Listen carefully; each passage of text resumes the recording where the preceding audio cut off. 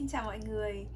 Hôm nay thì mình muốn review về một dòng túi mà mình yêu thích nhất, tâm đắc nhất ở trong bộ sưu tập của mình. Đấy chính là chiếc túi Chanel Classic Flap. Trong video này thì mình muốn nói một chút về lịch sử ra đời, những đặc điểm nổi bật, đặc trưng của chiếc túi, cũng như là ưu nhược điểm của chiếc túi này đối với bản thân mình. Bây giờ thì mình cùng vào video luôn nhá. Chiếc túi này lần đầu tiên được ra mắt vào tháng 2 năm 1955. Lúc đấy thì Chanel đã làm túi được khoảng 25 năm rồi. Tuy nhiên chiếc túi này thì lại vô cùng đặc biệt. Vào những năm 50 hoặc trước đấy, khi mà phụ nữ ra đường thì họ sẽ phải cầm túi ở trên tay, khá là vướng víu và bất tiện. Tuy nhiên thì đây là chiếc túi đầu tiên mà có dây đeo giúp cho phụ nữ có thể đeo ở trên vai hoặc là đeo chéo ở trên người, và hoàn toàn có thể sử dụng cả hai tay để làm việc khác. Rất là tiện lợi đúng không ạ? Và vào năm 1983 thì Karl Lagerfeld, khi ấy là giám đốc sáng tạo của nhà mốt Chanel, đã làm sống lại cái thiết kế túi này, thay đổi một chút để có được cái gọi là hình dáng hiện tại của chiếc Chanel Classic Flap mà vô cùng là đặc trưng của nhà mốt Chanel như bây giờ. Và đây mình đã cầm chiếc túi của mình xuống để có thể chỉ cho mọi người xem được rõ hơn, kỹ hơn về những đặc điểm của chiếc túi này, cũng như là để so sánh một vài những chi tiết khác nhau giữa chiếc túi Chanel Classic Flap hiện đại và chiếc túi mà được Coco Chanel giới thiệu vào năm 1955. Thì đầu tiên, cái form dáng của cái túi vẫn giữ giống như nguyên bản. Đấy là một cái form dáng hình chữ nhật như thế này, trông rất là chắc chắn. Đặc điểm thứ hai vẫn được giữ giống với nguyên bản đấy, đương nhiên đấy là cái dây đeo. Như mình đã nói ở trên thì cái dây đeo này, cái túi của cái dây đeo nó là một cái giống như một cuộc cách mạng về việc làm túi xách cho phụ nữ thời bấy giờ vậy. Đặc điểm thứ ba mà vẫn giống như nguyên bản đấy chính là chiếc túi double flap, nghĩa là nó có hai cái phần nắp gập như thế này. Đó.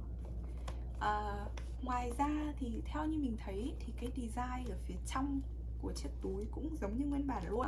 Ở ngay ở phần trong của cái phần nắp túi đầu tiên ý, thì có một cái ngăn nhỏ như thế này.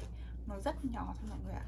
Kéo ra và đây, nó chỉ đi lên phía trên như này thôi. Ở dưới này là không có xuống, không có đi xuống được, mà chỉ có đi lên như này thôi. Thì như là gọi là theo lịch sử về cuộc đời của Chanel ấy, thì ngày xưa Coco Chanel đã giấu những cái bức thư tình ở phía trên này. Tiếp theo sau đấy, ở trong ngăn chính của chiếc túi này thì nó có một cái ngăn to, hai ngăn nhỏ ở hai bên, và có một cái ngăn rất là nhỏ ở giữa này thôi để đủ để một chiếc son. Rất là nữ tính đúng không ạ? Và sau đấy thì nó có một cái ngăn ngoài, ngăn phủ ở ngoài như thế này. Và đằng sau của chiếc túi thì cũng có một cái ngăn nhỏ đây, như vậy, để có thể để tiền hoặc là kiểu để những cái giấy tờ mà không cần phải mở túi ra để cất vào trong. Vậy thì những đặc điểm khác giữa chiếc túi này với chiếc túi nguyên bản là gì? Đầu tiên đấy là cái phần khóa túi thì mình sẽ tìm hình ảnh và sẽ chèn hình ảnh vào phía bên này. Khóa túi của Coco Chanel giới thiệu lần đầu tiên vào năm 55 thì nó là một cái khóa hình chữ nhật, nó gọi là Mademoiselle Lock. Còn cái khóa mà có hai chữ C lồng vào nhau giống như logo của thương hiệu Chanel như thế này thì là bản thiết kế sau này của Karl Lagerfeld. Đặc điểm khác nhau thứ hai đấy là ở cái phần dây đeo. Phần dây đeo nguyên bản thì sẽ chỉ là dây đeo bằng kim loại mà thôi. Còn cái thiết kế lại sau này thì có cả cái phần da đan vào cùng với lại cả cái phần dây xích như thế này nữa. Tiếp theo thì mình sẽ muốn nói đến các loại da được sử dụng để làm chiếc túi này. Thì như cái túi mình đang cầm ở đây là một cái túi vintage. Túi này khá là lâu rồi, mình nghĩ cái túi này cũng xấp xỉ bằng tuổi mình luôn. Thì cái chất liệu của chiếc túi này là lambskin, nghĩa là da cừu rất là mềm. Và ưu điểm của nó thì là nhẹ, và cái cảm giác sờ nó rất là gọi là high end, luxury. Một cái loại da khác mà cũng rất là đặc trưng của nhà Chanel đấy là da caviar, nghĩa là da sần, da bê sần. Đây, như mọi người thấy thì nó có cái phần da sần như thế này này. Đó, thì nó sẽ giúp cái túi được bền hơn, nó chống chảy xước, và cũng như là nếu mà chẳng may có những cái vết chảy xước nhẹ ở trên túi thì nó cũng sẽ không bị lộ bằng so với lại cả cừu kiểu mềm mại như thế này.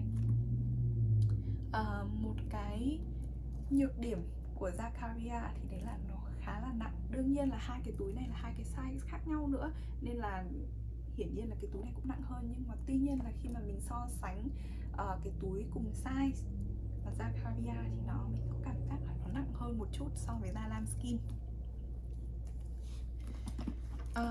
Rồi, bây giờ mình sẽ nói một chút về các size của túi nha. Ok, về size túi thì chiếc túi Chanel Classic Flap có khá là nhiều size. Size mini square, size mini rectangular, size small. Size này của mình là medium. Chiếc túi màu xanh này của mình là size jumbo. Và còn một size nữa to hơn như thế này là size maxi. Chiếc túi đấy phải nói là to khổng lồ luôn mọi người ạ. Rồi, bây giờ mình sẽ muốn review chi tiết hơn về những ưu nhược điểm của chiếc túi đối với bản thân mình nhá. Thì phải nói đến ưu điểm trước đi. Ưu điểm đầu tiên của cái túi này đấy là nó, như tên gọi của nó, classic mọi người ạ. Nó là một cái túi mà rất là đặc trưng của thương hiệu Chanel rồi. Nó đã tồn tại mấy chục năm nay rồi và đến tận bây giờ vẫn là một trong những item hot nhất của thương hiệu này, vẫn rất được săn đón bởi những người yêu thời trang nói chung cũng như là những tín đồ của thương hiệu Chanel nói riêng. Nên là khỏi phải nói rồi, đây chắc chắn là một chiếc túi mà không bao giờ sợ lỗi mốt luôn. Ưu điểm thứ hai của chiếc túi này đối với bản thân mình đấy là mình thấy nó khá là dễ dùng và cũng rất là tiện dụng luôn. Với cái form dáng túi hình chữ nhật như thế này, không phải là một cái hình dáng mà đặc biệt kiểu cong cong tròn tròn hay là trái tim hay là gì cả, thì chiếc túi này khá là dễ để bạn có thể xếp đồ. Cộng với việc là chiếc túi cũng khá là nhiều những cái ngăn để có thể chia ra để đồ nữa, nên là mình thấy nó rất là tiện dụng. Cái đặc điểm tiếp theo ấy mà mình thấy nó vừa là ưu điểm vừa là nhược điểm của chiếc túi thì chính là cái double flap này. Cái việc túi có hai cái nắp như thế này khiến cho là cả cái phần đằng sau này, cái phần đằng sau của túi, rồi cái phần đằng trước khi mà họ thiết kế một cái ngăn phụ như này này, phần trước và sau của túi đều gọi là có hai lớp. Chính vì thế nên là cái structure, cái form dáng của cái túi này giữ form rất là tốt. Nếu mà bạn sử dụng chiếc túi này và cất một cách cẩn thận, bảo quản đúng cách ý, thì cái túi này, như cái túi này của mình 20-30 năm vẫn bền như vậy. Cái form dáng của cái túi gần như là không bị thay đổi luôn. Tuy nhiên thì cái double flap này đối với nhiều người ý, nó cũng là một cái nhược điểm. Đối với mình thì nó không hẳn là nhược điểm đâu, vì mình sử dụng túi quen rồi nên là khi mình mở thì mình mở cả hai cái nắp như thế này cùng một lúc luôn. Tuy nhiên là với nhiều người ý, thì họ nói là nó khá là vướng víu khi mà bạn phải mở hai cái nắp và giữ cả hai cái nắp như thế này để có thể lấy đồ ở bên trong ra. Một cái nhược điểm nữa cũng liên quan đến hai cái nắp túi đấy là khi mà cái thiết kế có hai cái nắp túi như thế này và cái phần ở đằng sau này nó gọi là có hai lớp đấy, thì nó làm cho cái túi trở nên nặng hơn so với một chiếc túi mà sẽ chỉ có một cái phần nắp gập bình thường thôi. Với cái túi size medium trở xuống và đặc biệt là với cái chất liệu da là da cừu ấy, thì nó nhẹ hơn khá là nhiều. Tuy nhiên là như chiếc túi này của mình chẳng hạn, da caviar, bản thân da caviar đã nặng hơn so với da cừu rồi. Cái size túi cũng to hơn nữa, nên là cái việc mà chiếc túi có cả hai phần nắp như thế này, rồi hai cái lớp ở đằng trước và đằng sau như thế này, thì làm cho cái túi này trở nên khá là nặng. Hiện tại chiếc túi này đang không có gì ở bên trong cả. Mình chưa có cân thử nhưng mình nghĩ là nó cũng phải rơi vào khoảng 1 cân đấy. Nên là nếu mà sau khi bỏ đồ vào ấy, thì nhiều khi là cái túi này khá là khó để có thể mang đi đeo cả ngày được, vì sẽ khá là nặng, khá là đau vai. Và cuối cùng, liệu mình thấy chiếc túi này có đáng tiền hay không thì câu trả lời chắc chắn là có rồi. Ngay từ đầu ấy thì mình cũng đã nói đây là cái dòng túi mà mình tâm đắc nhất, yêu thích nhất trong bộ sưu tập của mình nói riêng, và trong cái thế giới thời trang, thế giới túi nói chung, bất kể là thương hiệu gì chăng nữa, đây là chiếc túi mà mình thích nhất. Nó vừa classic, timeless, không bao giờ sợ lỗi mốt. Mình cảm thấy là bây giờ mình đeo mình thấy nó đẹp, mà 10, 20, 30 năm nữa mình đeo mình vẫn thấy nó đẹp luôn. Và đặc biệt là cái size medium này nó rất là phù hợp với cái form dáng, với cái dáng người của mình nữa. Nên là yes.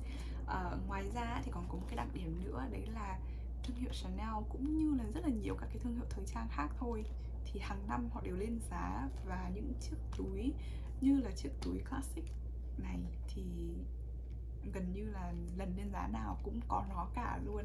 Thành ra nếu mà bạn đầu tư cho chiếc túi này cách đây vài năm chẳng hạn, thì bây giờ bạn đã lãi một cái khoản tương đối rồi đây. Là video này của mình đến đây là kết thúc.